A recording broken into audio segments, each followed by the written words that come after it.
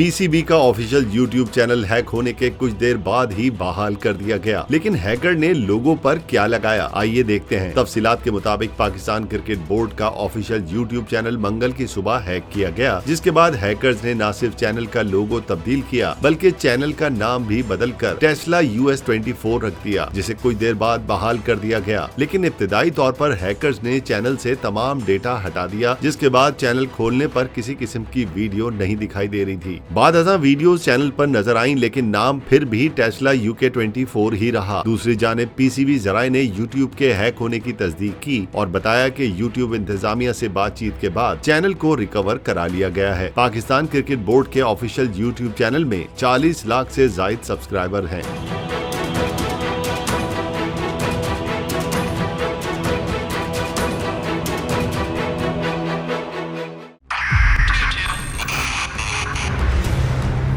उधर 22 बहुत सारे तोहफे भी देके गया पाकिस्तान की आवाम को। पाकिस्तान की आवाम को एक तोहफा ये दिया कि आवाम को पता चल गया कि पाकिस्तान का मीडिया क्या है। हक और सच का सफर साल 2022 में बोल रहा नंबर 1। हमने बहुत सारे शोज और ट्रांसमिशंस की, पूरा साल मुसलसल जदोजहद में निकल गया कि ये वोट ऑफ कॉन्फिडेंस के पीछे कौन लोग थे। तोड़े रेटिंग के सभी रिकॉर्ड, एंकर्स ने भी आवाम में सबसे ज्यादा मकबूलियत पाई